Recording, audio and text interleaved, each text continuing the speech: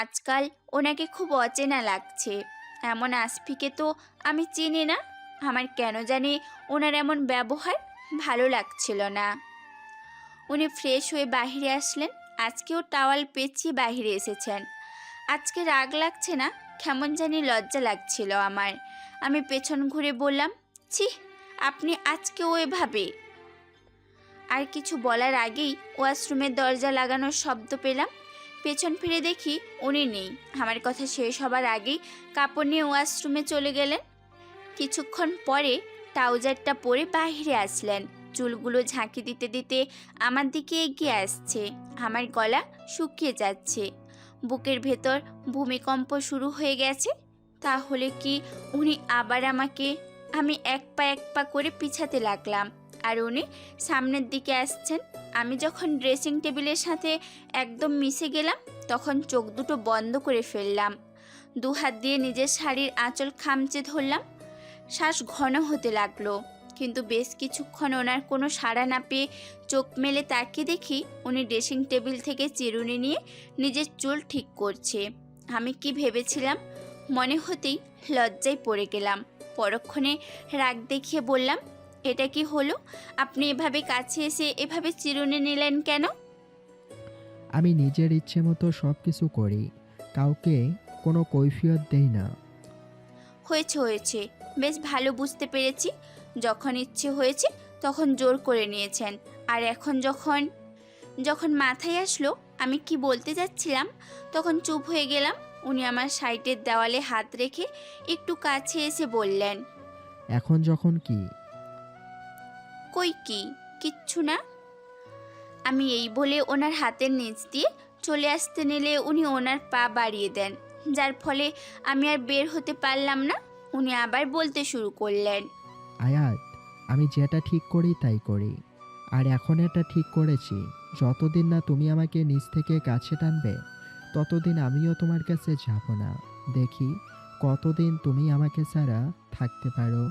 জানি বেশি দিন পারবে না, তারপরেও তোমার মুখ থেকে শুনতে চাই আমি।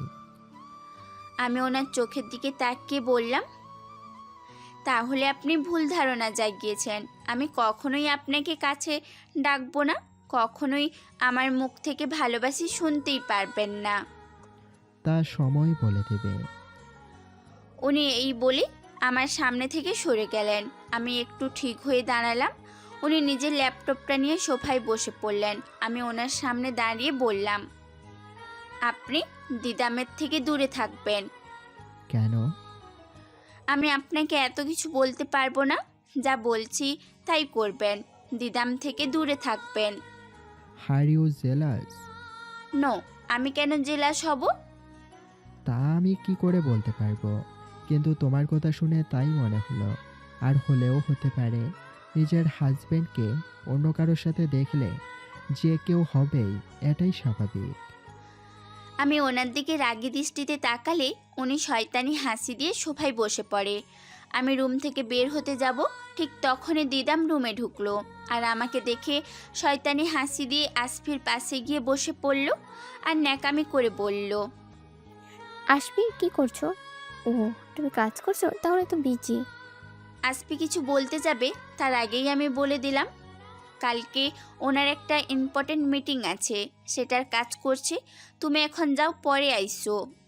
আরে না না দিদাম, তুমি থাকো, আমার প্রবলেম হচ্ছে না। আর আমি তেমন বিজিও না, কিছু বলবে নাকি? আসলে একটা রোমান্টিক মুভি হচ্ছে, তোমার সাথে দেখবো বলে এসেছি। চলো না একসাথে দেখি। ও, এই ব্যাপার, তাহলে তো কোনো কথাই নেই। চলো চলো। দিদামের কথা শুনে আমি রীতিমতো অবাক। আমার হাজবেন্ডকে আমার সামনে অফার করছে একসাথে বসে রোমান্টিক মুভি দেখতে, আর ওনারও বলিহারি রাজি হয়ে গেল। যাবার আগে আমাকে চোখ টিপ দিয়ে গেল উনি। তার মানে উনি ইচ্ছে করে দিদামের সাথে মুভি দেখতে গেলেন যাতে আমি জেলাস হই। কিন্তু আমি তো জেলাস হব না। আর এই দিদাম তো আজকে আমি 12টা না, একদম লাইফের 50 থেকে 13 বানিয়ে দিব। আমিও কিছুক্ষণ পর নিচে আসলাম, তারপর ওদের সামনে গিয়ে বললাম, উফ, এভাবে কি আর রোমান্টিক মুভি দেখা জমে? কোনো পপকর্ন নেই, কোনো কিচ্ছু নেই। একটা কাজ করলে কেমন হয়, নুডলস খেতে খেতে দেখলে? ওয়াও, জোস হবে। কিন্তু কে বানাবে? আমি আছি না, এত চিন্তা করতে হবে না। তোমরা বসো, আমি নুডলস নিয়ে আসছি। আমি এই বলে মুচকি হাসি দিয়ে চলে আসলাম। আসফি আমার দিকে কেমন করে যেন তাকালো, মনে হয় অবাক হয়েছে। আমি কিচেনে চলে আসলাম। আজকে দিদাম, তোমাকে আমি এমন নুডলস খাওয়াবো যে তোমার 7 জন্মের নাম ভুলে যাবে। সকালে আমাকে থাপ্পড় খাওয়ানো, অন্যের হাজবেন্ডের দিকে তাকানোর ফল কেমন হতে পারে একটু না হয় টেলার দিলাম আজকে। 3 বাটি নুডলস করলাম, আমারটা কিচেনে রেখে ওনাদের দুজনেরটা ট্রেতে রাখলাম। ওনারটা ঠিকঠাকই ছিল, কিন্তু দিদামের বাটিতে সসের বদলে ইচ্ছে মতো লাল মরিচের গুঁড়ো পানি দিয়ে ভিজিয়ে দিলাম। দেখতে একদম সসের মতো লাগছে। ট্রেটা টেবিলে রাখতেই দিদাম নুডলস নেবার জন্য পাগল হয়ে যায়। আমি নিজে হাতে করে দিদামের দিকে বাটি এগিয়ে দিলাম। দিদাম নেবার আগেই উনি নিয়ে নিলেন। আরে, এটা তো দিদামের। তো আর একটা আছে না, ওইটা দিয়ে দাও। না, ওনাকে এটাই খেতে হবে। আজব, হ্যাঁটাই কেন খেতে হবে? খাবারে কি কিছু মিশিয়ে দিয়েছো? কি যাতা বলছেন? তাহলে আমি আর কিচ্ছু বললাম না, সোজা সেখান থেকে কেটে গেলাম। দিদাম নিজের বাটি হাতে নিয়ে টিভি দেখতে দেখতে খেতে লাগলো। আসফি প্রথম চামচটা খেতে নেবে, তখন আমি একটু জোরে গলা কাশি দেই। উনি আমার দিকে তাকালে আমি ইশারা করে না করি, কিন্তু উনি সেটা বুঝতে পেরে খাওয়া শুরু করলো। প্রথমবার মুখে দিয়ে বুঝতে পারলো ঠিক কতটা ঝাল। আমার দিকে তাকালে আমি হাত জোড়ো করে না করি, কিন্তু তাও উনি আমার কোনো কথা শুনলেন না। খেতে লাগলো। ওনার চোখ একদম ঝালে লাল হয়ে গেছে, পানি টপ টপ করে পড়ছে। আমি শেষে বাধ্য হয়ে গিয়ে বাটিটা নিচে ফেলে দেই। পানির গ্লাসটা ওনার দিকে বাড়িয়ে দিতে উনি নিচে ফেলে দেয়। আমার হাত ধরে টান দিয়ে নিজের কাছে নিয়ে যায়, তারপর গাল দুটো ধরে ঠোঁট জোড়া দখল করে নেয়। দিদাম অবাক হয়ে হাঁ হয়ে তাকিয়ে আছে। আমি নিজেও অনেকটাই অবাক। প্রায় 2 মিনিট হয়ে গেছে, এখনও ঠোঁট ছাড়ার কোনো নাম নেই। আমি একটু নড়ে উঠলেই আরও জোরে ধরে। বেশ কিছুক্ষণ এভাবে থাকার পর নিজে থেকেই ছেড়ে দেয়। তারপর কিছু বলার সুযোগ না দিয়ে উপরে চলে যায়। আমি পুরো বোকা বনে যাই। দিদামের দিকে চোখ গেলেই দেখি ও আমার দিকে রাগী দৃষ্টিতে তাকিয়ে আছে। আমি একটা লজ্জা মিশ্রিত হাসি দিয়ে সেখান থেকে চলে যাই। রুমে এসে দেখি ওনার চোখ এখনও লাল হয়ে আছে।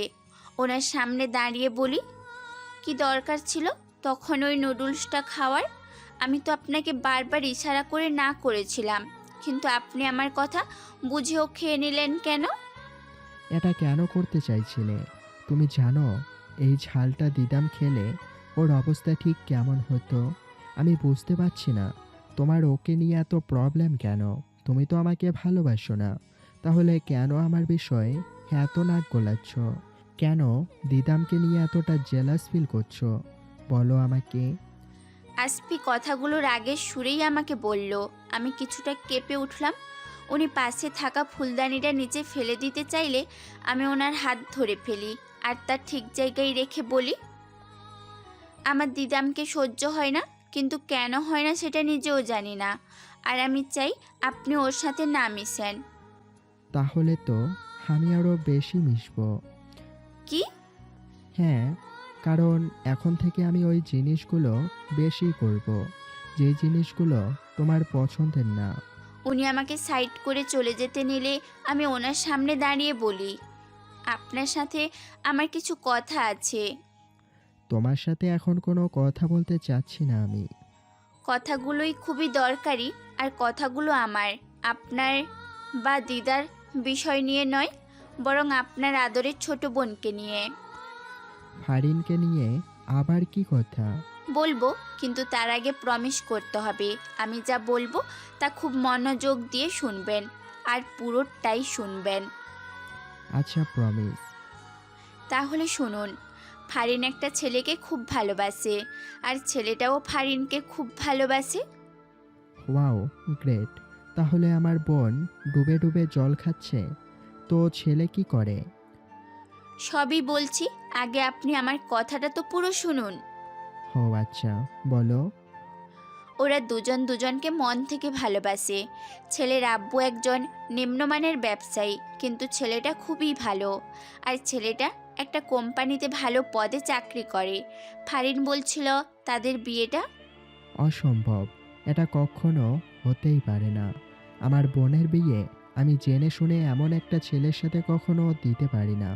ওর জন্য অলরেডি কত ভালো ভালো আমাদের স্ট্যাটাসের সাথে মিল পাত্র পড়ে আছে, আর আমি এমন একটা ছেলের সাথে দিব?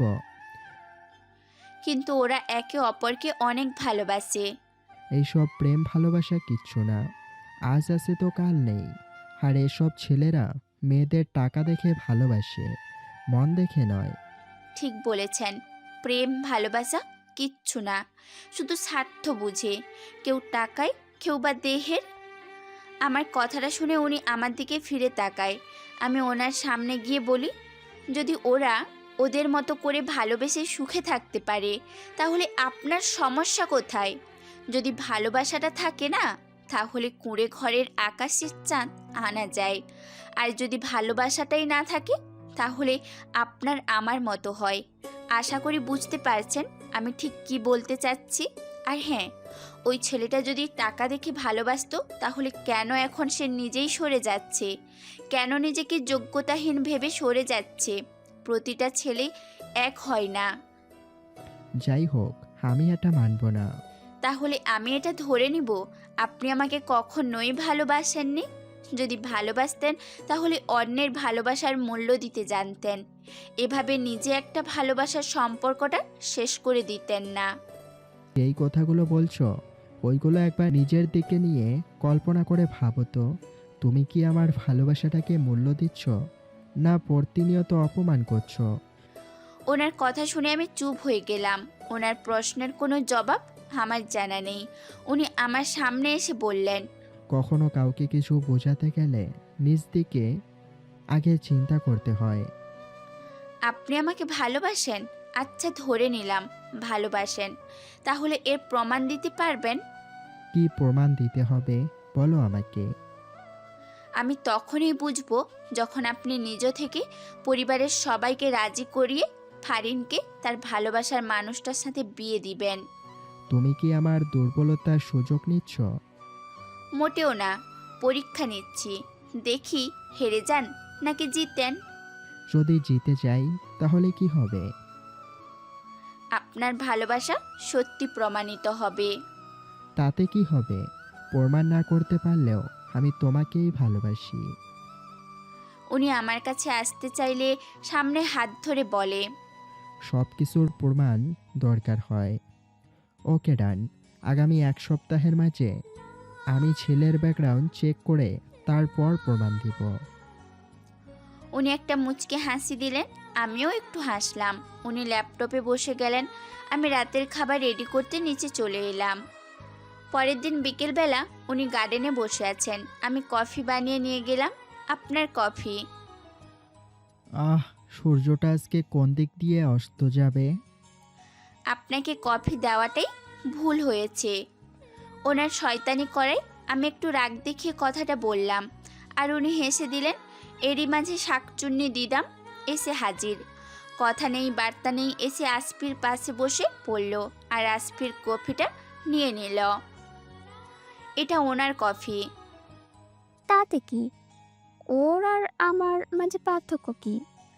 এই বলে দিদাম কফি মুখে দিতে যাবে, তার আগেই আমি মাথা ঘুরে পড়ে যাওয়ার ভান করলাম। আর আসফি এসে আমাকে ধরতে নিলে দিদাম কফির মগ নিচে পড়ে যায়, আর আমার সম্পূর্ণ কফি দিদামের জামায় পড়ে যায়। আসফি আমাকে ধরে পাগলের মতো করতে থাকে। কি হয়েছে তোমার? জ্বর আসছে? কি হয়েছে? তোমার শরীর খারাপ লাগলে আমাকে বলনি কেন? এত অধৈর্য হবার কিচ্ছু হয়নি, আমি ঠিক আছি। আর সরি দিদাম, আসলে আমি বুঝতে পারিনি। এতে সরি বলার কিছু হয়নি। দিদান, তুমি চেঞ্জ করে আসো। আয়াত, তুমি আমার সাথে বসো। আসফি আমাকে নিয়ে সোফায় বসে গেলেন। দিদাম উঠে ভিতরে চলে যেতে লাগলো। পেছনে ফিরে তাকাতেই আমি একটা চোখ টিপ দিলাম। আর ও বুঝে গেল সবটা আমি ইচ্ছে করেই করেছি, তাই সে রাগে ফুঁসতে ফুঁসতে ভিতরে চলে গেল। কিছুক্ষণ পর দিদাম চলে এলো। আমি আসফির কাঁধে মাথা রেখে বসেছিলাম।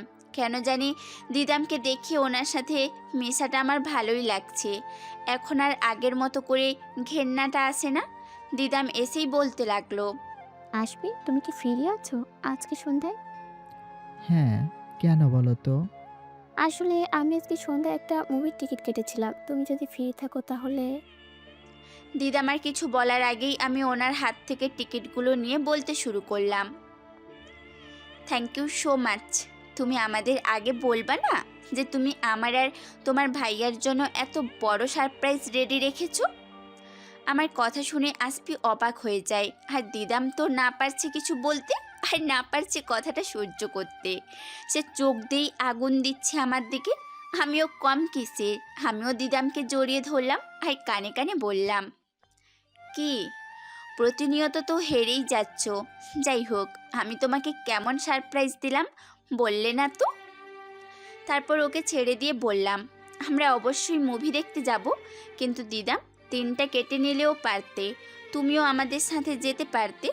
যদিও স্বামী স্ত্রীর সাথে বাইরে থার্ড পারসন কেউ যেতে নেই, তাও তুমি যেতে পারতে। আয়াত, আমার সন্ধ্যায় কাজ আছে, আমি পারবো না। আর দিদাম, তোমাকে অবশ্যই আমার সাথে যেতে হবে, রেডি থেকো। উনি এই কথাগুলো বলে চলে গেলেন। আমি এক পা পিছিয়ে গেলাম। উনি এতদিন আমার সাথে সময় কাটানোর জন্য কতটা ইচ্ছে রাখতেন, আর আজকে উনি নিজে আমাকে এভাবে অ্যাভয়েড করলেন। দিদাম আমার সামনে এসে একটা তাচ্ছিল্যের হাসি দেয়। কেমন লাগলো ঝটকাটা? তুমি আমাকে সারপ্রাইজ দাওনি, বরং নিজেই সারপ্রাইজ হয়ে গেছো। আর পরপর যা হবে সব কিছু তো তুমি এইভাবে সারপ্রাইজড হবে। Just wait and see. দিদাম ভিতরে চলে গেল। আমি সোফায় ধপ করে বসে গেলাম আর ভাবতে লাগলাম, তাহলে কি সত্যি উনি পাল্টে যাচ্ছেন? আমার অপছন্দের জিনিসগুলোই কি করবেন? আমি যেগুলো না করব ওগুলোই কি করবেন? এসব ভাবতে ভাবতে আমার মাথা ধরে গেল। আমি নিজেও বুঝতে পারছি না আমি কেন এসব এত ভাবছি। আমি তো ওনাকে ভালোবাসি না, তাহলে কেন ওনার কথা এত ভাবছি আমি? উনি আর দিদাম বাহির হয়ে গেলেন। দুজন একজন আরেকজনের হাত ধরে বের হয়েছিলেন। দুজন খুব হাসি খুশি দেখতে লাগছিল। রাত 12টা বাজে, এখনও ওনারা বাসায় আসেনি। আমি ড্রয়িং রুমে হাঁটছি। ওনার নাম্বারে কল দিয়েছিলাম, রিং হচ্ছে কিন্তু কেউ ধরছে না। হঠাৎ করে কলিং বেল বেজে উঠল। আমি দরজা খুলে দিলাম। দিদামের কাঁধে হাত ধরে দাঁড়িয়ে আছেন উনি। কেমন একটা ঘ্রাণ আসতে লাগলো। ঘ্রাণটাই বোঝা গেল উনি আজকে ড্রিঙ্ক করেছেন। শুধু উনিই নয়, দিদামও ড্রিঙ্ক করেছেন। এই কায়া ভূত, সামনে থেকে সরো, আমাদের ভেতরে আসতে দাও। তো চিজ বাড়ি। আসফি গান গাইতে গাইতে পড়ে যাচ্ছিল। আমি ধরতে যাব তার আগেই দিদাম ধরে ফেলে। তারপর ওনাকে নিয়ে উপরে চলে যায়। আমি দরজা লক করে আস্তে আস্তে একটু লেট হয়ে যায়। রুমে এসে দেখি আসফি খাটে জ্ঞান হারিয়ে পড়ে আছে, আর দিদাম তার শার্ট খোলার ট্রাই করছে। আমি ওর হাত ধরে বললাম, কি করছোটা কি তুমি? ওহ গড, কেন যে ডোর লক করতে ভুলে গেলাম। ডোর লক করে কি করতে? আমি আর আসবে প্রেম সাগরে ভেসে যেতাম। দিদাম নেশার ঘরে কথাটা বললেও আমার সহ্য হলো না। সাথে সাথে একটা কষিয়ে থাপ্পড় বসিয়ে দিলাম ওর গালে। টাল সামলাতে না পেরে নিচে পড়ে যায়। তারপর উঠে দাঁড়িয়ে বলে, হাউ ডিয়ার ইউ, তোমার সাহস কি করে হয় আমার গালে থাপ্পড় মারা? এটা তো মাত্র টেলার। এরপর যদি এমন কোনো বাজে কথা শুনি, তাহলে তোমার অবস্থা আমি ঠিক কী করব তার স্বপ্নেও কল্পনা করতে পারবে না তুমি। কি করবে তুমি? তুমি হয়তো জানো না আমি ঠিক কি করতে পারি। আর আমি চাইলে এখনই আশফিকে নিয়ে প্রেম সাগরে ভাসতে পারি তোমার চোখের সামনে। ও আরেকটা কথা বলার আগে আমি আবারও একটা থাপ্পড় বসিয়ে দিলাম। তারপর রুম থেকে ঘাড় ধাক্কা দিয়ে বের করে দিলাম। আমি আসফির কাছে গেলাম, ওনার শার্টটা খুলে দিলাম, জুতোগুলো খুলে দিলাম। বেলটা খুলতে যাব, ঠিক তখনই উনি আমার হাত ধরে ফেলেন। তারপর টান দিয়ে ওনার বুকে নিয়ে ফেলেন। আমার গাল দুটো ধরে বাচ্চাদের মতো বলতে থাকেন, এই হলুদ পরি, হলুদ পরি, আমার হলুদ পরি, তুমি কেন বোঝো না আমি তোমাকে ঠিক কতটা ভালোবাসি।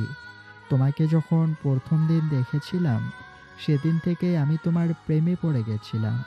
তারপর থেকে তোমাকে ফলো করতাম। তোমার কলেজের খরচগুলো আমি আগে থেকেই দিয়ে রাখতাম। ক্যান্টিনের খরচগুলো তোমার থেকে নেওয়া বন্ধ করে দিয়েছিলাম।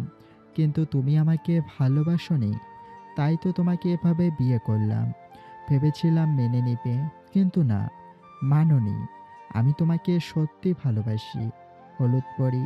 I love you so. আর কিছু বলতে পারলেন না, তার আগেই হয়তো ঘুমিয়ে যান। আমি শুনেছি মানুষ নাকি নেশার ঘরে সব সত্যি বলে দেয়। তাহলে কি উনি আমাকে সত্যি সত্যি ভালোবাসেন? আর তাহলে উনি এই ব্যক্তি ছিলেন যার কাজগুলো আমার কাছে আজব আর অদ্ভুত লাগতো, কিন্তু প্রতিদিন রিক্সায় ফুল পাওয়াটার প্রতি সত্যি একটা ভালো লাগা কাজ করত। তাহলে আসফি সাইকোই হলো, ওই মিস্টার সাইকো। আমি ওনার মুখের দিকে তাকিয়ে কথাগুলো ভাবতে লাগলাম। তারপর কখন যে ঘুমিয়ে গেলাম বুঝতেও পারলাম না। সকাল হয়ে গেছে। ঘুম ভেঙে কারো হার্টবিটের শব্দ শুনতে পারলাম। উপরের দিকে তাকিয়ে দেখি উনি আমাকে ওনার সাথে জড়িয়ে রেখেছেন। আমি নিজে থেকে চাইলেও সরে যেতে পারতাম, কিন্তু আসিনি। ভালো লাগছিল ওনার হার্টবিটের শব্দ শুনতে পেয়ে। হঠাৎ করে উনি নড়ে চড়ে উঠলে আমি আবার চোখ বন্ধ করে ফেলি। উনি আমার চুলগুলোকে কপাল থেকে সরিয়ে দেওয়া বুঝতে পারলাম উনি সজাগ হয়ে গেছেন। আমার কপালে আলতো করে নিজের ঠোঁটটা স্পর্শ করে উঠে ওয়াশরুমে চলে গেলেন। আমি শুয়ে শুয়ে গত রাতের কথা ভাবছি। নেশার ঘোরে কি সত্যিটা বলল, নাকি শুধু মাত্র ভীমরতি ছিল? কিন্তু উনি তো আমাকে সারাক্ষণ ভালোবাসি ভালোবাসি, যদিও এখন দিদামের সাথে বেশি সময় দিচ্ছে। আমাকে এই দিদামকে শায়েস্তা করতেই হবে, কিন্তু কি করে? এসব ভাবছিলাম, তখনই উনি ওয়াশরুমের দরজা খুললেন। আমি এমন ভাব করে চোখ খুললাম যেন মনে হয় ওনার দরজা খোলার শব্দেই ঘুম ভেঙে গেছে। আমি একটু বিরক্তিকর ভাব নিয়ে বললাম, সকাল সকাল কি শুরু করেছেন? একটু কি শান্তিতে ঘুমাতেও দিবেন না? সরি, আমি বুঝতে পারিনি। তা কি করে বুঝতে পারবেন? বুঝবেন তো সব দিদামের বিষয়গুলো। আর কিছু বলার আগেই উনি আমার হাত ধরে টেনে দাঁড় করিয়ে দাঁতে দাঁত চেপে বলে, তুমি যদি আরেকবার দিদামকে নিয়ে ওইভাবে কথা বলো তাহলে তার ফল কিন্তু ভালো হবে না। সত্যি বললে না সবারই গায়ে লাগে। এটা কোনোভাবেই সত্যি না। উনি আমাকে ধাক্কা দিয়ে রুম থেকে চলে গেলেন। আমি সোফায় বসে পড়লাম। চোখ থেকে 2 ফোঁটা নোনা জল গড়িয়ে পড়ল। বুঝতে পারলাম না কেন। ওনাকে বিশ্বাস করতে পারছি না বলে, নাকি উনি আমার থেকে দূরে সরে যাচ্ছে বলে। আচ্ছা, উনি যদি আমাকেই ভালোই না বাসতো, তাহলে কেন সকালে আমি ঘুমিয়েছিলাম ভেবে কিস করলো? আমি বা কেন ওনার ভালোবাসা নিয়ে পড়ে আছি? তাহলে কি আমি ওনাকে... ফ্রেশ হয়ে নিচে আসলাম। এসে দেখি টেবিলে নাস্তা বানানো। তাহলে কি উনি নাস্তা বানিয়েছেন? আমি টেবিলে বসতে যাব, তার আগেই দিদাম আসফিকে হাতে ধরে বসিয়ে দিল আর বলতে লাগলো, আজকে আমি খুব সকাল সকাল উঠে তোমার জন্য নাস্তা বানিয়েছি। জানি না কেমন হবে, কিন্তু বিশ্বাস করো আমি মন থেকে ভালো করতে চেয়েছি। আসলে দিদাম, তুমি বানিয়েছো ঠিকই, কিন্তু উনি স্যান্ডউইচ সকালে খান না, তাই তুমি এগুলো সরিয়ে ফেলো, আমি একটা কিছু বানিয়ে আনছি। আমি এই বলে কিচেনের দিকে যেতে নিলে উনি বলেন, কে বলেছে আমি এসব খাই না? আমি এগুলো খাই, আর দিদামার হাতের বানানো হলে তো আরো বেশি করে খাবো। উনি কথাটা বলেই খেতে লাগলেন। আমার কাছে ওনার কথাগুলো খুব খারাপ লাগলো। আমি কিছু না বলে চুপচাপ উপরে চলে এলাম। কিছুক্ষণ পর উনিও রুমে আসলেন। আমি কোনো কথা বললাম না, চুপচাপ রেডি হতে লাগলাম। রেডি হয়ে পার্সটা নিয়ে বের হতে যাব, ঠিক তখনই উনি আমার হাত ধরে ফেললেন। আমাকে কি তোমার মানুষ মনে হচ্ছে না? কখন থেকে জিজ্ঞেস করছি, কোনো উত্তর দিচ্ছ না। আমার কিন্তু এখন খুব রাগ হচ্ছে। আপনার রাগ উঠলে আপনি ঠিক কী করতে পারেন তা আমার চেয়ে ভালো আর কেউ জানে না, তাই আমি এখন আর আপনাকে ভয় পাই না। আর আমি কোথায় যাচ্ছি তা আপনাকে বলার প্রয়োজন মনে করছি না। এখন আমার হাতটা ছাড়ুন। আমার উত্তর না পেলে আমি তোমাকে ছাড়ব না। ওকে, ধরে রাখুন, তাও আমি দিব না উত্তর। দেখতে চাই আপনি কতক্ষণ আমার হাত ধরে রাখতে পারেন। হলুদ পরি, তুমি তো জানোই আমি যা বলি তাই করি, তাও কেন বারবার চ্যালেঞ্জ ছুড়ে মারো?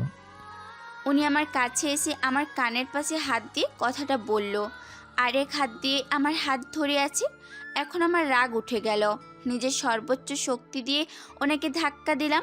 উনি আমার হাত ছেড়ে দিয়ে দুপা পিছিয়ে সরে গেল। আমি রাগে চিৎকার করে বললাম, আপনি কি চান বলুন তো? আমাকে কি একটু শান্তিতে বাঁচতে দিবেন না, নাকি সেটাও আপনি থাকতে দিবেন না? কোথায় যাব সেটাও কি আপনাকে বলে যেতে হবে? আপনি হয়তো ভুলে যাচ্ছেন আমাদের সম্পর্কটা আর বাকি 5টা সম্পর্কের মতো স্বাভাবিক না, তাদের মতো ভালোবাসার পূর্ণ না। আপনার জন্য আমার মনে কোনো ফিলিংস নেই, যা আছে শুধুমাত্র ঘেন্না আছে, ঘেন্না। আমি আর কোনো কথা না বলে দৌড়ে রুম থেকে চলে আসি। আসার পর শুধু শুনতে পাই রুমে কিছু একটা ভেঙে গেছে। আমার চোখ দিয়েও পানি পড়ছে। জানি না পানিটা কিসের, ওনাকে ঘেন্না করার জন্য নাকি ওনাকে হাট করার জন্য। আমি ট্যাক্সি করে নিয়েছি। ট্যাক্সিটা নিজের গতিতে চলছে, তার সাথে মিলিয়ে আমার কল্পনাও চলছে। আজ কতদিন পর ওর সাথে দেখা হবে, আমাকে দেখে ওর কেমন রিয়েকশন হবে শুধু তাই ভাবছি। আচ্ছা, ও কি আমার আর আসফির বিয়েটা মেনে নিতে পারবে? আমাকে কি কখনো মাফ করতে পারবে? আমি শিওর ও সবটা জেনেও বলবে আসফিকে ডিভোর্স দিয়ে দিতে। কথাগুলো ভাবতে ভাবতেই ট্যাক্সি ব্রেক চাপলো। ভাড়াটা পরিশোধ করে কফি শপের ভেতরে ঢুকে গেলাম। ওর প্রিয় কালো কালারের শাড়ি পরে ঠোঁটে লাল লিপস্টিক দিয়ে সেজেছি শুধুমাত্র তারই জন্য। দূর থেকেই চোখ আটকে গেল প্রিয় মানুষের মুখটায়। আজকেও আমার জন্য বেলি ফুলের মালা আর চকলেটের বক্স নিয়ে বসেছিল। আমাকে দেখতে পেয়ে দাঁড়িয়ে গেছে। আজকে 5টা বছর পর তার সাথে দেখা। চেহারার অনেকটাই পরিবর্তন হয়ে গেছে। আগে দাড়ি ছিল না, কিন্তু এখন চাপ দাড়ি রেখে দিয়েছে। আগে যেই মানুষরা ফর্মাল ড্রেসে কোনো ফাংশনে পরে যেত না, সে আজকে ফর্মাল ড্রেস পরে এসেছে। ওর দিকে কিছুক্ষণ স্তব্ধ হয়ে তাকিয়ে থাকার পর দৌড়ে গিয়ে ওকে জড়িয়ে ধরলাম। সে একটু মুচকি হাসি দিয়ে বলল, যা, এখনো আগের মতোই আছো। কি মনে করেছিলি তোমার মতো করে পাল্টে যাব? আচ্ছা এখন ছাড়ো, সবাই তাকিয়ে আছি। আমি ওর কথা শুনে একটু লজ্জা পেয়ে গেলাম। ওকে ছেড়ে দিলাম, তারপর বসে গেলাম। আমাকে লজ্জা পেতে দেখেও বলল, এখনো আগের মতোই লজ্জা পাও তুমি? এখন এসব ফর্মালিটি তুমি বাদ দাও, তুই করে বল, নয়তো কান ছিঁড়ে ফেলবো। যা, তুই তো দেখছি সত্যি আগের মতোই আছিস। কি মনে করেছিলি? প্রথম তুমি তুমি করে বলেছি বলে সব ভুলে গেছি? কিচ্ছু বলিনি, তোর সাথে কাটানো প্রতিটা কথাই মনে আছে। এত বড় হয়েও বড়দের সম্মান করতে শিখিস নাই। আসছে, তুই আমার বয়সের 5 বছরের বড় হলেও আমাদের সম্পর্কটা বেস্ট ফ্রেন্ডের, যদিও আমরা এক ক্লাসের না। হয়েছে, তোর এসব ডঙের আলাপ বাদ দিয়ে বল কেমন আছিস। আমাদের কথা চলতে লাগলো। আসলে ও আমার বেস্ট ফ্রেন্ড আকিত, আমার থেকে বয়সে 5 বছরের বড়, কিন্তু একটা ট্রেন জার্নিতে ওর সাথে পরিচয়, আর সেখান থেকেই বন্ধুত্বের শুরু। এক রাতের মাঝেই এত ভালো বন্ধুত্ব হয়ে যাবে তা কখনোই ভাবিনি। অনেকক্ষণ ওর সাথে টাইম স্পেন্ড করলাম। একসাথে কফি শপ থেকে বের হচ্ছিলাম, তখন একটা গাড়ি আমাদের একদম সামনে এসে ব্রেক করলো। গাড়িটা দেখে বোঝার বাকি রইল না কে হতে পারে। আমি চুপচাপ যেভাবে আকিদের হাত টেনে বের হচ্ছিলাম সেভাবেই দাঁড়িয়ে আছি। উনি গাড়ি থেকে বের হয়ে নিজের সানগ্লাসটা চোখ থেকে খুলে আমাদের হাতের দিকে তাকালো। তারপর কিছু না বলে চুপচাপ আমার সামনে এসে বলল, গাড়িতে গিয়ে বসো, বাসায় যাব। আমি ওনার কোনো কথার উত্তর না দিয়ে আকিদকে টেনে চলে যেতে চাচ্ছিলাম, কিন্তু তার আগেই উনি আমার হাত ধরে টেনে ওনার বুকের সাথে মিশিয়ে দাঁতের দাঁত চেপে বললেন, কথা কানে গিয়ে পৌঁছায়নি? আপনার কি সকালের কথা মনে নেই? যদি মনে থাকে তাহলে কেন আবার এসব শুরু করেছেন? আয়াত, আমি ভালোই ভালোই বলছি, গাড়িতে চলো। নয়তো নয়তো কি? নয়তো কি দেখতে চাও? তুমি তাহলে দেখো। এই বলেই উনি আমাকে কোলে তুলে নিল। আমাকে এভাবে কোলে তুলে নিবে আমি ভাবতেই পারিনি। আমাকে কোলে নিয়ে গাড়ির দিকে যেতে নিবে তখনই আকিদ ওনার সামনে এসে দাঁড়ায়। আপনার সাহস তো কম না, আমার চোখেরই সামনে আয়াতকে কুলে তুলে নিলেন, তাও আবার তার মতের বিরুদ্ধে গিয়ে। আকিদের কথা শুনে আসফি একটা তাচ্ছিল্য হাসি দিয়ে বলল, তুমি হয়তো কিছুই জানো না। আমি কে, বা আমার আর আয়াতের সম্পর্ক কি। বাই দ্য ওয়ে, তোমার সাথে পরে আমার খুব ভালো করেই বোঝাপড়া হবে। এখন আমাকে যেতে হবে। এই বলে আসফি গাড়ির দিকে পা বাড়াতে নিলে আকিদ আসফির কলার ধরে ফেলে আয়াতকে কুল থেকে নামিয়ে দিন, নয়তো। আর বলে, তুমি হয়তো জানো না আমি কে। আর ভালোই ভালোই বলছি, কলার ছেড়ে দাও, তোমাকে পরে দেখে নিব। আকিদ আসফির কলার টেনে কথাটা বলল। এখন আসফির রাগ বেড়ে গেল। সে আয়াতকে নামিয়ে আকিদকে একটা ঘুষি মেরে দিল। সাথে সাথেই সে ছিটকে পড়ল।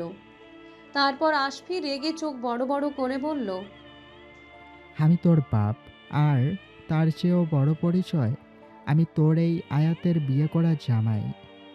আকিদ উঠে দাঁড়িয়ে গালে হাত দিল। ঠোঁটের সাইড কেটে গেছে। আর যখন সে আসফির কথা জানতে পারল তখন অবাক হয়ে আমার দিকে তাকালো। আমাকে কিছু বলার সুযোগ না দিয়ে আসফি আমাকে টেনে গাড়িতে বসিয়ে দিল। তারপর নিজেও গাড়িতে উঠে গাড়ি স্টার্ট দিল। আমি আকিদের দিকে তাকিয়ে আছি, আকি তো আমার দিকে তাকিয়ে আছে। আমাকে হাত ধরে টেনে রুমে নিয়ে গেল। তারপর ধাক্কা দিয়ে বেডের উপর ফেলে দিয়ে দরজা লক করে দিল। উনি আমার দিকে এগোতে লাগলে আর শার্টের বোতামগুলো খুলতে খুলতে বলতে লাগলেন, তোমাকে আমি মুক্ত বলেছিলাম বলে এই না যে আমি তোমাকে বাহিরের কোনো পুরুষের সাথে লুকিয়ে মিট করতে দিব। ঘরে তো আমি একটু কাছে গেলেই রেগে যাও, ন্যাকামি করো, কিন্তু বাহিরের পুরুষকে তো ঠিকই জড়িয়ে ধরতে পারো। এখন আমি পুরান হয়ে গেছি, আমাকে দিয়ে হয় না তোমার। এই কয়েকদিন চুপ করেছিলাম বলে কি ভেবেছ? আমি সব ভুলে গেছি? কিচ্ছু ভুলিনি। আজকে থেকে আবার শুরু করব নতুন করে। অদ্ভুত সাইকো ডাকো না আমাকে, আজকে থেকে আবারও তাই হব। বলেই নিজের শার্টটাকে ছুঁড়ে ফেলে দিলেন। আমার কাছে আসলেন। আমি পেছাতে পেছাতে একদম খাটের সাথে মিশে গেলাম। উঠতে যাব তার আগেই শাড়ির আঁচল ধরে টান দেয়। আর আস্তে আস্তে সমস্ত শাড়ি ওনার হাতের মুঠোয় নিয়ে নেয়। আর শুরু হয়ে যায় ওনার চাহিদা মেটানোর খেলা। চাহিদা মেটানো হয়ে গেলে উঠে চলে যায়। আমি বিছানায় গুটিয়ে শুয়ে আছি। চোখ থেকে অনবরত পানি পড়ছে। ব্যথা সহ্য করতে পারছি না। ঠোঁটের পাশেও অনেকটা কেটে গেছে। কাটবে নাই বা কেন? কামড়ে তো সারা শরীর ক্ষত করে ফেলেছে। আমি বুঝতে পারছি না উনি এমন কেন করলেন। শুধুমাত্র আকিদকে জড়িয়ে ধরার জন্য? যদি তাই হয় তাহলে আমি এখন থেকে আকিদের সাথে প্রতিদিন মিট করব। উনিও তো আমার কথা শোনেননি। দিদামের সাথে দিব্যি ঘুরে বেড়াচ্ছে, তখন কিছু হয়নি। আর আমি একটু জড়িয়ে ধরেছি বলে এত কিছু। আজকে থেকে আমিও আপনার সব অপছন্দের জিনিসগুলোই করব। আপনি যা ইচ্ছে করেন, এখন থেকে কোনো কিছুই কেয়ার করব না। উনি ফ্রেশ হয়ে আসলে আমিও ফ্রেশ হয়ে আসি। উনি ল্যাপটপে কাজ করছিলেন। আমি নিচে যাব ভেবে রুম থেকে বের হচ্ছিলাম। তখনই দিদাম রুমে ঢুকছিল। আমি ওর সামনে পা বাড়িয়ে দিলাম। আর দিদাম নিচে ধপাস করে পড়ল। আ উফস, লেগেছে বুঝি? লাগবেই তো। অন্যের জিনিসের প্রতি বেশি আকর্ষণ থাকলে নিজের দিকেই খেয়াল থাকে না। আচ্ছা বাদ দাও, নাও ওঠো। আমি এই বলে নিজের হাতটা দিদামের দিকে বাড়িয়ে দিলাম। দিদাম অসহায়ের মতো হাতটা ধরে উঠতে নিলেই মাঝ অবস্থায় আবার ছেড়ে দিই, যার ফলে আরেকবার নিচে পড়ে যায়। এইবার আসফি এসে দিদামকে তোলে। আসফি রেগে আমাকে কিছু বলতে যাবে, তার আগেই আমি নিজের চুলগুলো উড়িয়ে সেখান থেকে চলে যাই। আমার এমন ব্যবহারে উনি রীতিমতো অবাক হয়ে যায়। সন্ধ্যায় আমি বসে বসে টিভি দেখছিলাম। যদিও টিভিতে মন ছিল না, তখনই আসপি আর দিদাম ড্রয়িং রুমে আসলো। দুজনেই খুবই সেজে গুজে বের হয়েছে, তার মানে কোথাও বের হচ্ছে। আমি কিছু না বলে চুপচাপ টিভির দিকে চোখ ফিরিয়ে নিলাম। দিদাম আমার সামনে এসে বলল, আয়াত, আমরা একটু পার্টিতে যাচ্ছি। আজ তো অনেক রাত হবে, তুমি ঘুমিয়ে যেও কেমন? এই বলে দিদাম চলে যেতে নিলে আমি উঠে ওর পথ আটকে বলি, দিদাম এই নাও ঘরের চাবি। আমি না আজকে এই বাড়িতে থাকবো না, তোমরা যখন ইচ্ছে তখন আসো, সমস্যা নেই। আমি আজকে আমার একটা ফ্রেন্ডের বাসায় যাব, তোমরা বের হলেই আমি বের হয়ে যাব। আর হ্যাঁ, have a good pretty mood. আমি এই বলে টিভিটা অফ করে সোজা উপরে চলে আসলাম। দিদাম হয়তো ভেবেছিল আমি ওদেরকে দেখে জেলাস ফিল করব, কিন্তু না, তেমন আর কিছুই না, বরং উল্টো জেলাস ফিল করাবো। আমি খুব গার্জিয়াস মেকআপ করে পার্টি লুকে নিচে নামলাম। নিচে নেমে দেখি ওরা এখনও বের হয়নি। আসফির মুখ দেখেই বোঝা যাচ্ছে উনি বের হতে চায়নি। আমি ওদের সামনে গিয়ে বললাম, আরে তোমরা এখনও বের হওনি? আমি তো এখন বের হয়ে যাব। কোথায় যাচ্ছ তুমি, তাও আবার এসব ড্রেস পরে? আমি না কাউকে কোনো উত্তর দিতে বাধ্য নই। Anyway bye. এই বলে আমি চলে যেতে নিলেই উনি আমার সামনে এসে চোখ লাল করে বলে, আমি তোমার হাজব্যান্ড, তাই তুমি আমাকে বলতে বাধ্য। আর যদি আমি অনুমতি দেই তাহলেই তুমি বের হতে পারবে। হাজব্যান্ড? কোন হাজব্যান্ড? কে দেখেছেন নিজের বউকে ঘরে রেখে অন্য একটা মেয়েকে নিয়ে বাহিরে ঘুরতে যেতে, পার্টি করতে যেতে? আর রইল বাকি আপনার অনুমতি দেওয়ার কথা। আই ডোন্ট কেয়ার, আপনার অনুমতির কোনো প্রয়োজন নেই আমার। আমি নিজের ডিসিশন এখন নিজেই নিতে পারি। এই বলে আমি ওনার সামনে থেকে চলে আসলাম। তারপর ওদেরকে দেখিয়ে আকিতকে কল করলাম। হ্যালো আকিত, হ্যাঁ আমি বের হয়ে পড়েছি। হ্যাঁ, কালার গ্রাউন্ডে যাব, তুমি ঠিক সময় পৌঁছে যেও। আমি ফোনটা কেটে ওনার দিকে একবার তাকিয়ে বের হয়ে গেলাম। ওনার মুখের অবস্থা একদম লাল টমেটোর মতো ছিল। এখন থেকে আপনিও বুঝতে পারবেন এই আয়াত কী জিনিস। কালার গ্রাউন্ডে বসে আছি আমি আর আকিত। তাকে আমার আর মিস্টার আসফি মেরাজের বিয়ের আগের ও পরের সম্পূর্ণ ঘটনা এক এক করে বললাম। সবটুকু শোনার পর আকিত বলল, হোয়াট, এত কিছু হয়ে গেল আর তুই আমাকে একটা ভার কিছু বলিসনি? কি বলবো? আর বললেই কি কিছু তুই করতে পারতি? কিছু করতে না পারলেও ওই লোকটাকে তো সরাতে পারতাম। আহ, তুই সবসময় মাথা গরম করে ফেলিস। তোকে যা বলছি শুধু তাই কর। বুঝতে পারছি। আসফির সামনে এমনভাবে থাকতে হবে যেন মনে হয় আমরা স্পেশালের থেকেও স্পেশাল কেউ। ইয়াফ, আর ওদের সামনে তুই না, তুমি বলবা, ঠিক আছে বেবি? আমি শয়তানি করে কথাটা বললাম আর সাথে সাথে হেসে দিলাম। আকি তো আমার সাথে হাসছিল। তখনই আসফি আর দিদাম পার্টিতে আসলো। আমি খুব ভালো করেই জানতাম ওরা না আসলেও উনি ঠিকই আসবে। আমি আকিতকে ইশারা করলাম। আকিত বুঝতে পেরে তার মতো করে কাজ শুরু করে দিল।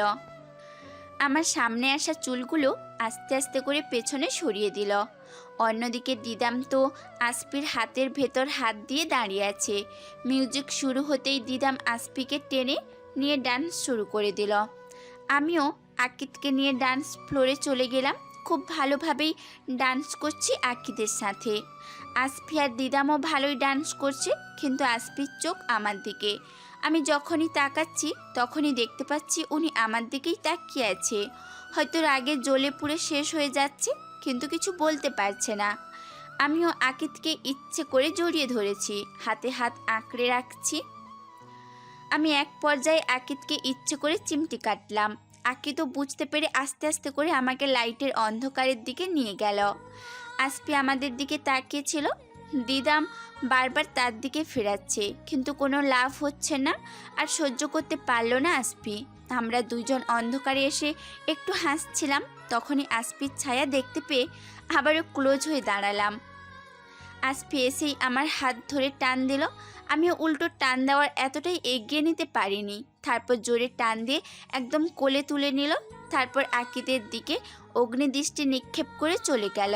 আমি পেছন থেকে আকিদকে বৃদ্ধা আঙ্গুল ইশারা করে যেন সে বুঝতে পারে আজকের মতো অভিনয় এখানেই শেষ।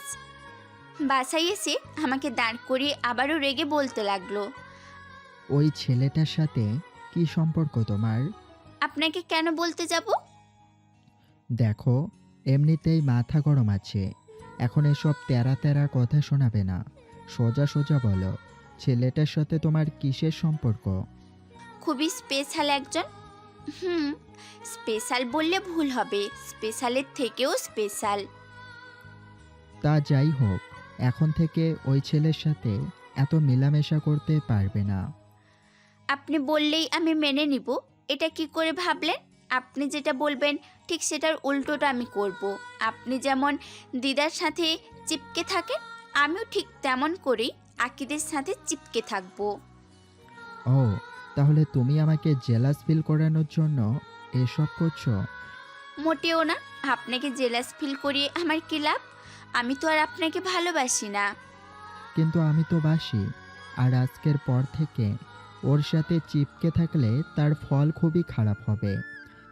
উনি এই বলে চলে যেতে নিলে আমি পেছন থেকে ডেকে বলি, মিস্টার আসফি মিরাজ, আমি এখন আর আপনাকে ভয় পাই না, আর আপনি আমাকে যা খুশি করতে পারেন, আই ডোন্ট কেয়ার।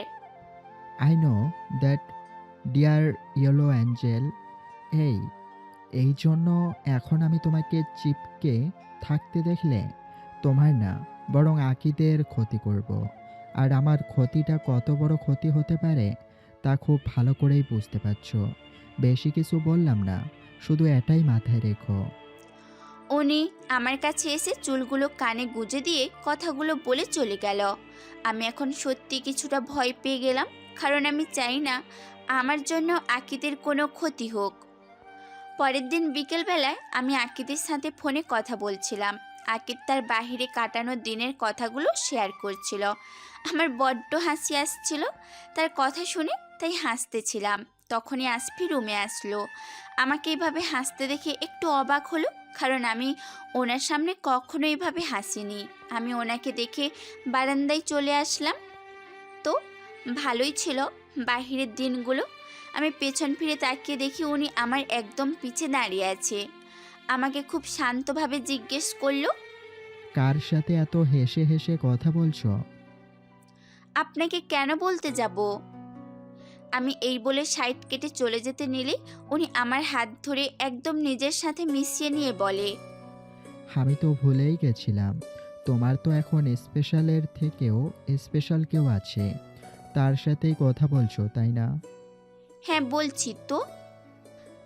উনি আমাকে খুব শান্তভাবে কথাগুলো বলছিল আর পেছন থেকে পিঠে স্লাইড করছিল। আমার রাগ উঠে যাওয়ায় বলে দিলাম। সাথে সাথেই আমার হাত থেকে ফোনটা নিয়ে নিচে আছাড় মারে, আর সাথে সাথেই ফোন ভেঙে গুঁড়ো গুঁড়ো হয়ে যায়। তারপর আমাকে ছেড়ে দেয়। আমি ফোনটা হাতে নিয়ে বলি, এটা কি করলেন আপনি? আমার ফোনটা ভেঙে দিলেন। জানেন এই ফোনে আমার কত ইচ্ছে লুকিয়েছিল। আমার নিজের টাকা দিয়ে কেনা প্রথম ফোন ছিল এটা, আর আপনি নিমিষেই গুঁড়ো গুঁড়ো করে দিলেন। আমি কথাগুলো বলেই কান্না করে দিলাম, কারণ আমাদের মতো ফ্যামিলির প্রতি মাসে মাসে ফোন কেনার টাকা থাকে না। এই ফোনটা আমি টাকা বাঁচিয়ে বাঁচিয়ে কিনেছিলাম। উনি হয়তো আমার কষ্টটা বুঝতে পারছেন না, আর বুঝবেই বা কী করে? উনি তো আর আমার মতো করে বড় হয়নি। উনি চলে গেলেন, আর যাবার আগে বলে গেলেন, রেডি হয়ে যাও, আজকে তোমাদের সবার জন্য একটা সারপ্রাইজ আছে। কিন্তু ওনার কোনো কথাই আমার কানে গেল না। আমি ফোনটা হাতে নিয়ে কান্না করছি। প্রায় 1 ঘন্টার পর উনি রুমে আসলেন। আমি রেডি না হয়ে বিছানায় ভাঙা ফোনটা নিয়ে বসে আছি। কি ব্যাপার, এখনো রেডি হওনি? একটু পর তো বের হব। আমি আপনার সাথে কোথাও যাব না, আর আজকে আমাকে এত আদিক্ষেতা দেখাতে হবে না। আপনি আপনার দিদামকে নিয়ে যেতে পারেন। খুব কষ্ট লাগছে না? নিজের জিনিসটা চোখের সামনে ভেঙে ফেললাম বলে। ঠিক তেমনই কষ্ট আমারও হয় যখন তুমি আমার ভালোবাসাটাকে অপমান করো, গলা টিপে মেরে ফেলো। বাই দ্য ওয়ে, এই শাড়িটা পরে রেডি হয়ে নাও। উনি আমার দিকে একটা শপিং ব্যাগ এগিয়ে দিল। আমি ওনার হাত থেকে সেটা নিয়ে দূরে ফেলে দিলাম আর চিৎকার করে বলতে লাগলাম, আপনার কি কোনো কথা কান দিয়ে যায় না? আমি বলছি তো আমি কোথাও যাব না। তাহলে কেন এত ঢং করছেন? সরে যান আমার চোখের সামনে থেকে। আমাকে একটু একা থাকতে দিন। তুমি যাবা, সাথে তোমার সারা শরীরও যাবে। এই বলে উনি একটানে আমার শাড়ি খুলে ফেললেন। তারপর আমাকে ওপর থেকে ঘুরিয়ে ব্লাউজটা খুলে ফেলে দিলেন।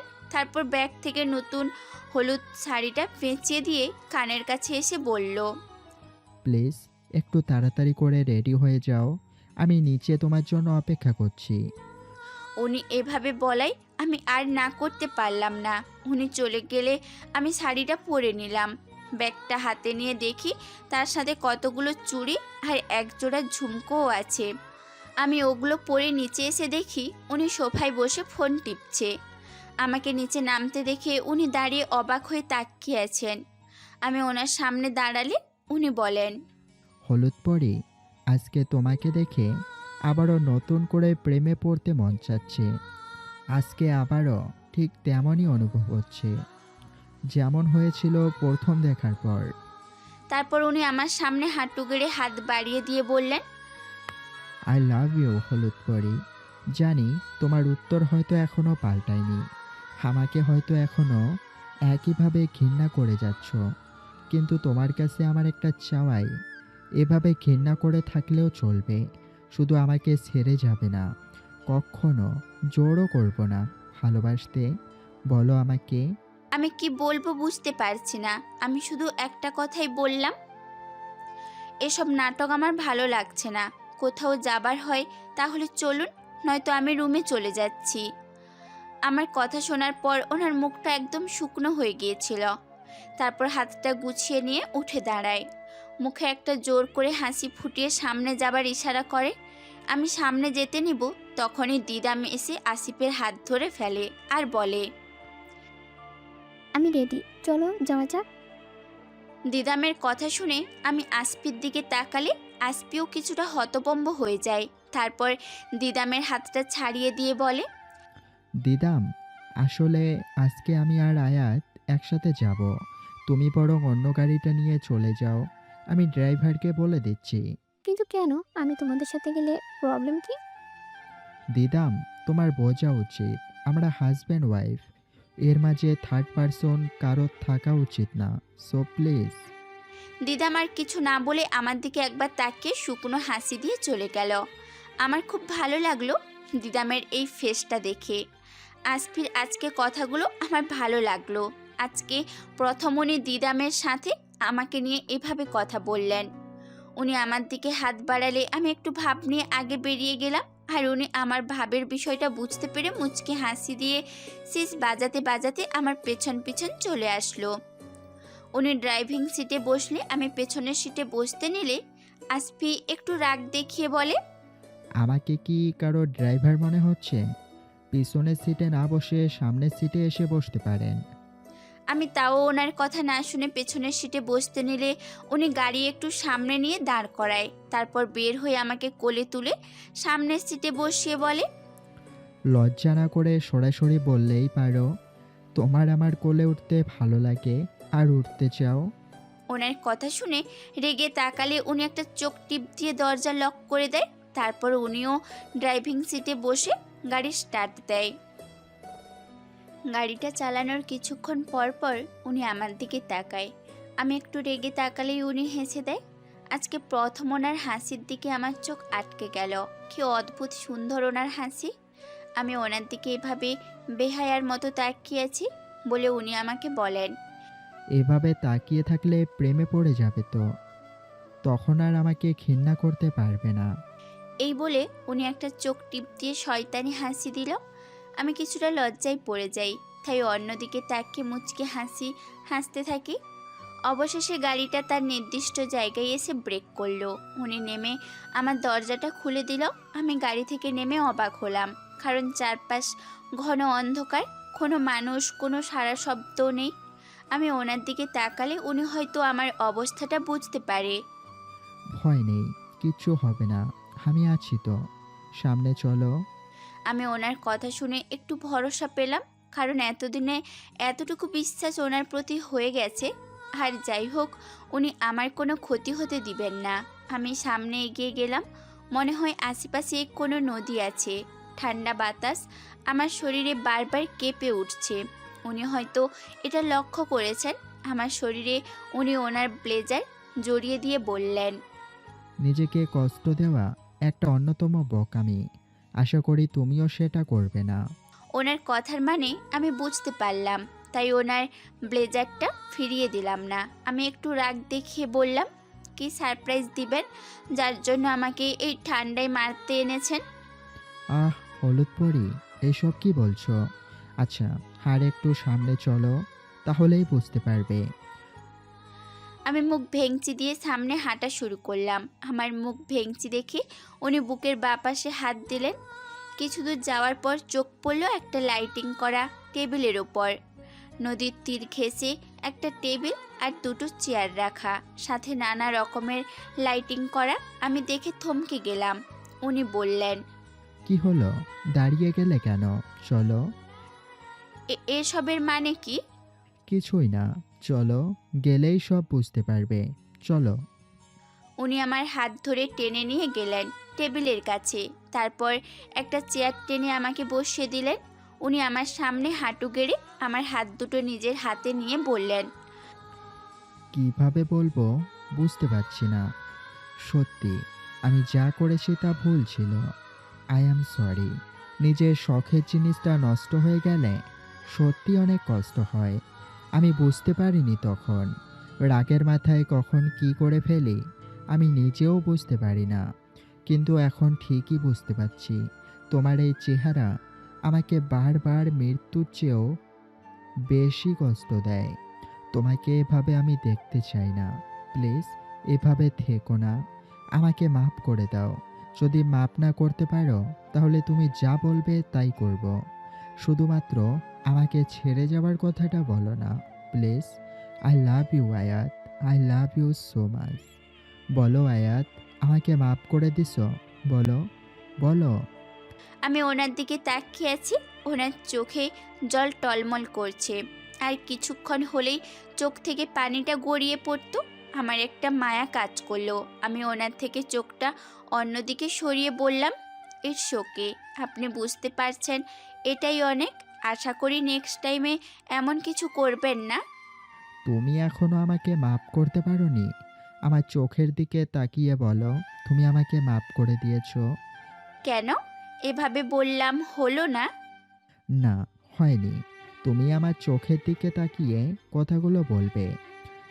আমি আর কিছু না বলে ওনার চোখের দিকে তাকিয়ে কথাগুলো বলে দিলাম। উনি একগাল হেসে উঠে দাঁড়ালেন। তারপর 1 মিনিটের কথা বলে কোথায় চলে গেলেন। আমার একটু একটু ভয় ভয় লাগছে। কয়েক মিনিট হয়ে গেল, এখনও উনি এলেন না। আমার ভয় হতে লাগলো। চারপাশ থেকে শেয়ালের ডাক আসতে লাগলো। আমার এখন আরও বেশি ভয় করতে লাগলো। চারপাশে তাকিয়ে দেখি উনি এখনও আসছেন না। আমি চেয়ারে গুটিসুটি হয়ে মাথা নিচু করে বসে আছি। ভয়ে আমার হাত পা কাঁপা শুরু হয়ে গেছে। হঠাৎ করে কেউ আমার নাম ধরে ডাকলে তাকিয়ে দেখি উনি আসছেন। আমি দৌড়ে গিয়ে ওনাকে জড়িয়ে ধরে কান্না করে দেই। উনি কিছু বুঝতে পারছেন না। আয়াত আসফিকে জড়িয়ে অঝরে কান্নায় ভেঙে পড়ে। আসফি কিছু বুঝতে না পেরে সেও জড়িয়ে ধরে। আরে পাগলি মেয়ে, কি হয়েছে বলো আমাকে। ও, বুঝতে পারছি, ভয় পেয়েছো তাই তো? আয়াত শুধু মাথা নেড়ে হ্যাঁ জবাব দিল। ভয় পাবার কি আছে, আমি আছি তো, তাই না? তখন তো ছিলেন না। আপনি জানেন না আমি একা খুব ভয় পাই। তার উপর এসব শেয়ালের ডাক। কি, তুমি, আই মিন, আমার হলুদ পরি শিয়ালের ডাক শুনে ভয় পায়? আসফি জোরে হেসে দেয়। আয়াত আসফির বুকে কতগুলো জোরে কিল দিয়ে আবার কান্না করে দেয়। উফ, সরি সরি। আচ্ছা, আর হবে না। এই যে তোমার হাত ধরেছি, আর কখনোই ছাড়বো না। একা রেখে যাওয়া তো দূর। আসফি আয়াতের হাত ধরে কথাগুলো বলে, কিন্তু আয়াত এখনও কান্না করেই যাচ্ছে। তাই সে আয়াতের খালি পেটে নিজের হাত লাগিয়ে দেয়। সাথে সাথে আয়াত দূরে সরে গিয়ে রেগে গিয়ে বলে, হচ্ছেটা কি? Relax relax. আমি তো শুধুমাত্র স্বাভাবিক করার জন্য এমন করেছি। Trust me. It's okay. আয়াত অন্যদিকে ফিরে তাকায়। আসফি পিছন থেকে গিয়ে ওর সামনে একটা বক্স ধরে। আয়াত পিছনে ফিরে আসফির দিকে তাকিয়ে বলে, কি এটা? আমার তরফ থেকে ছোট্ট একটা গিফট। আমার কোনো গিফট চাই না, অন্তত আপনার থেকে। প্লিজ একটা বার নাও আর খুলে দেখো, প্লিজ প্লিজ। আসফি বাচ্চাদের মতো ন্যাকামি করে কথাগুলো বলল। আয়াতের হাসি আসলেও খুব কষ্ট করে সেটা কন্ট্রোল করে বক্সটা নেই। তারপর বক্সটা খুলতে শুরু করে। খুলে দেখে একটা ডায়মন্ডের গলার হার। ও খুব বেশি অবাক হয়ে যায়। আসফির দিকে এক ধ্যানে তাকিয়ে থাকে। আসফি বলতে শুরু করে, যদি কিছু মনে না করো তাহলে একটা আবদার করতে পারি। আবদার না, তোমার কাছে একটা অনুরোধ। কি অনুরোধ? আমি এই হারটা তোমাকে নিজ হাতে পরিয়ে দিতে চাই, যদি তুমি রাজি থাকো আর কি। এই হারটা কি আমার জন্য? এখানে কি আর কাউকে দেখতে পারছো না তো? তাহলে এটা তোমার জন্যই। কিন্তু এত দামি হার। আমার কাছে তোমার থেকে দামি আর কিচ্ছু নেই। এসব ডায়মন্ড তো তোমার ছায়ারও সমতুল্য না। আসফি আয়াতের দুবাহু ধরে কথাগুলো বলে। আয়াত আর আসফি একজন আরেকজনের দিকে তাকিয়ে আছে। অবশেষে আয়াত চোখ সরিয়ে নিয়ে বলে, আমি রাজি। তুমি রাজি মানে? তার মানে আমি পরিয়ে দিব? আসফির মুখে বিশ্ব জয় করা হাসি। মনে হয় সে আজকে এক অমূল্য সুযোগ পেয়েছে। আয়াত গলার হারটা আসফির হাতে দিয়ে অন্যদিকে ঘুরে দাঁড়ায়। তারপর পিঠ থেকে চুলগুলো সরিয়ে নেয়। আসফি আয়াতের পিছনে গিয়ে গলার হারটা তাকে পরিয়ে দেয়। তারপর আসফির চোখ আটকে যায় আয়াতের পিঠে থাকা কালো তিলটার দিকে। সাদা জমিনে কালো একটা তিল যেন তার চোখ আটকে রেখেছে। সে আর লোভ সামলাতে না পেরে তিলটায় হাত বুলিয়ে দেয়। আয়াত কিছুটা কেঁপে উঠে সে একটু দূরে সরে যায়। আসফি এটা কি করতে যাচ্ছিল ভেবে কিছুটা লজ্জা পেয়ে যায়। তারপর মাথার চুল চুলকাতে চুলকাতে বলে, আব- আব- আয়াত, আমাদেরকে এখন যেতে হবে। হুম। আসফি আর আয়াত হাঁটা শুরু করলো। এদিকে একটা লোক তাদেরকে ফলো করে এই পর্যন্ত এসেছিল। এখানে এসে সব কিছু দেখে কাকে যেন ফোনে সব বলতে লাগে এবং আয়াত আসফি চলে যাবার সাথে সাথে টেবিল চেয়ার পর্দা সবগুলোতে আগুন জ্বালিয়ে দেয়। গাড়িটা এসে শহরের সবচেয়ে বড় হোটেলের সামনে এসে দাঁড়ালো। আয়াত কিছুটা অবাক হয়ে আসফির দিকে তাকালে আসফি নেমে ওর দিকে হাত বাড়িয়ে দেয় আর বলে, আশেপাশে অনেক লোক আছে, আর সবাই আমাদেরকে চিনে, তো কোনো ঝামেলা না করে হাতটা ধরো আর বাইরে আসো। আয়াত আসফির কথাটা বুঝতে পেরে হাতটা ধরে বাহিরে আসলো। সাথে সাথে কতগুলো ক্যামেরা বন্দি হয়ে গেল তারা। একের পর এক ফ্ল্যাশ পড়ছে তাদের চোখে। আয়াত অনেকটা বিগড়ে গেল। আসফি তার কোমর ধরে সামনে এগিয়ে যেতে লাগলো। হোটেলের ভিতরে ঢুকে আয়াত আরেকবার অবাক হয়ে গেল, কারণ ওইখানে তার শ্বশুরবাড়ির সবাই আছে আর ফারিন একটা ছেলের সাথে খুব হেসে হেসে কথা বলছে। আয়াতকে দেখা মাত্রই ফারিন এসে তাকে জড়িয়ে ধরল। থ্যাংক ইউ সো মাচ ভাবি। আ, কিন্তু কেন? কেন মানে কি? আমার আর কায়রাবের বিয়েটা পাক্কা করে দেওয়ার জন্য। মানে তোমাদের বিয়ে ঠিক হয়ে গেছে? এমন ভাব করছো যেন কিছুই জানো না। আচ্ছা, আমি তোমার সাথে পরে কথা বলছি। আমার ফ্রেন্ডরা আসছে, ওদের সাথে দেখা করে আসি। ফারিন চলে গেল। তার বলা কথাগুলো যেন আয়াতের মাথার উপর দিয়ে গেল। আয়াতের দুটো চোখ শুধু আসফিকে খুঁজে যাচ্ছে। আশেপাশে সব দিকেই দেখলো, কিন্তু কোথাও তাকে দেখতে পেল না। পিছনে ফিরতে যাবে তখনই খায় এক ধাক্কা। উপরে তাকিয়ে দেখে আসফি মুচকি মুচকি হাসছে। কি, আমাকেই খুঁজছিলে তাই তো? হয় হয়, প্রেমে পড়লে সবাই এমনই হয়, একদম চোখে হারায়। আপনার কি সবসময় এগুলো মাথায় ঘুরে? তুমি না করতে পারবে যে তুমি আমাকে খুঁজছিলে না? হ্যাঁ, এটা সত্যি। আমি আপনাকে খুঁজছিলাম, কিন্তু এসব প্রেম প্রীতি কিছু না। শুধু এটা জানতে যে এটা কি করে সম্ভব হলো। আই মিন, ফারিন আর কাইরাফ? এই যে আমার ভালোবাসার শক্তি আর একটা সত্যি ভালোবাসা এক করে দিল। তোমাকে ওই দিন বলেছিলাম না আমি আগামী 1 সপ্তাহের মাঝে ব্যাকগ্রাউন্ড চেক করে তোমাকে জানাবো। তাহলে আগে জানাননি কেন? এই যে সারপ্রাইজ। আপনাকে তো আমি... আর কিছু বলার আগেই আকিদ তাকে ডাক দিল। আয়াত যতটা না অবাক হলো তার চেয়ে বেশি রেগে গেল আশফি। আয়াত আকিদের কাছে যেতে নিলে আশফি ওর হাত ধরে টেনে নিয়ে লিফটের ভিতরে চলে যায়। আজব, হচ্ছেটা কি? আমাকে এভাবে টেনে নিয়ে আসলেন কেন? আমি কি বলবো? বলবে তো তুমি? ওই আকিদ এখানে কি করছে? আমি কি করে বলবো ও এখানে কি করছে? একদম মিথ্যা বলবে না আমার সাথে। তুমি যদি না জানোই তাহলে ও জানবে কি করে আমরা এখানে?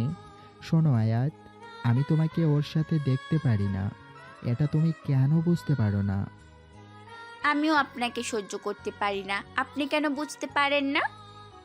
আশফি রেগে চিৎকার করে কথাগুলো বললে আয়াতও চিৎকার করে কথাটা বলে দেয়। তারপর তাদের মাঝে কিছুক্ষণ নীরবতা বজায় থাকে, কিন্তু আশফি নীরবতা ভেঙে বলে, ওকে ফাইন, তোমার যা ইচ্ছে তাই করো, যাকে ডাকার তাকেই ডাকো, আমি আর কিছু বলবো না। এখন থেকে আমিও দূরত্ব বজায় রাখবো, আর আমারও যা ইচ্ছে হবে আমিও তাই করব। আশফি কথাগুলো বলেই রাগে কটকট করতে করতে লিফট থেকে বেরিয়ে গেল। আয়াত লিফটের মাঝেই কতগুলো কিল বসায়, তাতে উল্টো নিজের হাতেই ব্যথা পেয়ে নিচে বসে কান্নায় ভেঙে পড়ে। এই কান্নাটা হাতে ব্যথা পাওয়ার জন্য না, বরং আশফিকে বলা কথাটার জন্য। সে আজকে এই কথাটা বলতে চায়নি, সেও যে আশফির প্রতি একটু একটু করে দুর্বল হয়ে যাচ্ছে। কিছুক্ষণ পর আয়াত লিফট থেকে বের হয়ে ওয়াশরুমে যায়। চোখে মুখে পানি দিয়ে হলরুমে চলে আসে। এসেই দেখে আশফি সাইডে টেবিলে বসে বসে ড্রিঙ্ক করছে, আর দিদামও তার পাশের চেয়ারে বসে আছে। আশফিকে ড্রিঙ্ক করতে দেখে আয়াতের রাগ উঠে যায়। সে আশফির দিকে যেতে নিবে তার আগেই কেউ ওর হাত ধরে টান মারে। সে আর কেউ না, আকিদ। আশফি আর কিছু দেখুক না দেখুক, আয়াতকে যে আকিদ টেনে নিয়েছে সেটা দেখেছে ঠিকই। আকিদ, এভাবে টানছিস কেন? কি হয়েছে? বাহ, রেগে গেলি কেন? কি হয়েছে? না, কিচ্ছু হয়নি। কিছু বলবি? এভাবে টেনে আনলি, ভাবলাম কিছু বলবি। কিছু না বললে কি এভাবে টেনে আনা যেত না? আগে তো এভাবেই টেনে আনতাম, তাও আবার সবার সামনে থেকে। আগের আর এখনের মাঝে অনেক বেশি পার্থক্য আছে। কি পার্থক্য? অনেক। আচ্ছা, তুই এখানে কি করছিস বলবি? তোকে দেখতে এসেছি। আয়াতের মুখের সামনে গিয়ে আকিদ কথাটা বলে। আয়াতকে আকিদ কোথায় টেনে নিয়ে গেছে দেখতে এসে আসফি তাদের এমন অবস্থায় পেয়ে যায়। আসফির বুকের বাঁ পাশটায় কেউ যেন ছুরি দিয়ে বারবার করে রক্তাক্ত করছে। চোখের অশ্রু নিয়ে সেখান থেকে চলে যায়, আর কিছুক্ষণ দেখলে হয়তো এই কষ্টটা হতো না। আয়াত আকিদকে এক ধাক্কা দিয়ে দূরে সরিয়ে দিয়ে চোখ বড় বড় করে বলে, আকিদ, আমি একটা জিনিস খুব পছন্দ করি, আর সেটা হলো ঘুরিয়ে পেঁচিয়ে কথা বলা, আর আমি সেটা তোকে বলতে চাইনি। আয়াত সেখান থেকে কথাটা বলে চলে আসে। আকিদ আয়াতের রেগে যাওয়ার কারণটা ঠিক বুঝতে পারল না। আসফি এখন আরো বেশি করে ড্রিঙ্ক করছে, আর দিদাম সেই কখন থেকে বুঝিয়ে যাচ্ছে, কিন্তু কোনো লাভ হচ্ছে না। আয়াত সামনে এসে দাঁড়ালো। আসফি দিদামের কোমর ধরে সেখান থেকে চলে যায়। একের পর এক ইগনোর করতে লাগলো আসফি। আয়াত এগুলো স্বপ্নেও কল্পনা করেনি। অবশেষে ফারিন আর কাইরাভের একে অপরকে রিং পরানো হয়ে গেল। সবাই একে একে কাপল ডান্সে মেতে উঠতে লাগলো। আসফিকে দাঁড়িয়ে থাকতে দেখে আয়াত তার দিকেই এগিয়ে যাচ্ছিল। তার আগেই দিদাম এসে আসফির হাত ধরে টেনে নিয়ে গেল, আর আয়াতকে আকিদ নিয়ে গেল। ডান্সে আসফি বারবার আয়াতকে লক্ষ্য করছিল, আর আয়াতও আসফিকে বারবার দেখছিল। দিদাম ডান্সের এক পর্যায়ে আসফির গলায় একপাশে কিস করে দেয়।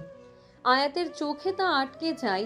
আসফিও কিছু বলল না, উল্টো আয়াতের দিকে তাকিয়ে একটা মুচকি হাসি দিয়ে দিদামের সাথে ডান্স করতে লাগলো। আয়াত রাগে আকিদের ব্লেজার খামচে ধরে। আকিদ আয়াতের দিকে তাকালে আয়াত আরেকটু কাছে চলে আসে। আকিদ আয়াতকে উল্টো দিকে ঘুরিয়ে ঘাড়ে নাক ঘষতে লাগে। আয়াতের বিষয়টা খারাপ লাগলেও আসফির প্রতি তার রাগটা বেশি কাজ করে। আসফি আকিদের এই কাজটা দেখার সাথে সাথে দিদামকে ঘুরাতে ঘুরাতে ফেলে দেয়। তারপর আকিদের কাছ থেকে আয়াতকে ঘুরিয়ে এনে আকিদের নাকে সরাসরি একটা ঘুষি বসিয়ে দেয়। তারপর আরও কতগুলো ঘুষি বসিয়ে দেয়। কায়রা বাধা দিতে গেলে আসফি তাকেও ধাক্কা দিয়ে দূরে ছিটকে ফেলে দেয়। আকিদ একদম নিচে পড়ে যায়, আধমরা হয়ে গেছে সে। আর একটা লাথি দিতে যাবে তার আগেই আয়াত আসফির গালে একটা থাপ্পড় বসিয়ে দেয়। আয়াত এই থাপ্পড়টা কেন মারলো সে নিজেও জানে না, কিন্তু এই থাপ্পড়টা যদি না দিত তাহলে হয়তো আসফি আজকে থামতো না। থাপ্পড় খেয়ে আয়াতের দিকে কিছুক্ষণ তাকিয়ে থেকে টেবিলে লাথি দিয়ে বের হয়ে যায়। আয়াত তাকে আটকাতে নিলে হাত ঝাড়া দিয়ে ফেলে দেয়। পুরো হলরুম এখন শান্ত। আকিদ উঠে গিয়ে আয়াতের দিকে হাত বাড়ায়। আয়াত হাত ধরে উঠে দাঁড় করায়।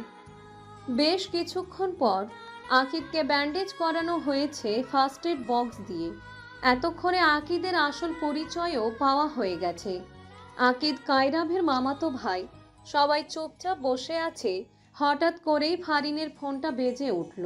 নিজের ভাইয়ের নাম দেখে ফোনটা রিসিভ করে বলতে লাগলো, কিরে ভাইয়া, কই গেছিস? এখানে সবাই কত টেনশন করছে তুই জানিস? ভাবি তো সেই কখন থেকে কান্না করে যাচ্ছে। আপনার কোথাও ভুল হচ্ছে। আমি আপনার ভাইয়া না। আপনার ভাইয়া কার অ্যাক্সিডেন্ট করেছে, সিটি হসপিটালের সামনের মোড়টাতে পড়ে আছেন। যতক্ষণ পর্যন্ত পুলিশ না আসছে ততক্ষণ কেউ কিছু করতে পারবে না। ফারিন এই কথা শোনার পর মাথা চক্কর দিয়ে পড়ে যাবার আগেই কায়রাব ওকে ধরে ফেলল। কি হয়েছে ফারিন? কি বলে ভাইয়া? ভাইয়া, ভাইয়া, পারি, তুই এমন করছিস কেন? কি হয়েছে বলবি আমাদের? ভাইয়া অ্যাক্সিডেন্ট করেছে, সিটি হসপিটালের সামনের মোড়টাতে পড়ে আছে। ফারিন এই কথা বলেই কান্নায় ভেঙে পড়ল। আয়াত কয়েক কদম পিছিয়ে গেল। চোখের পানিটা আরো বেশি পড়ছে। সে একাই দৌড়ে বেরিয়ে গেল। পিছন পিছন একে একে সবাই বেরিয়ে আসলো। হোটেল থেকে সিটি হসপিটাল বেশি দূরে নয়, তাই আয়াত দৌড়ে সেখানে চলে গেল। চারপাশে একদম মানুষ ঘিরে আছে।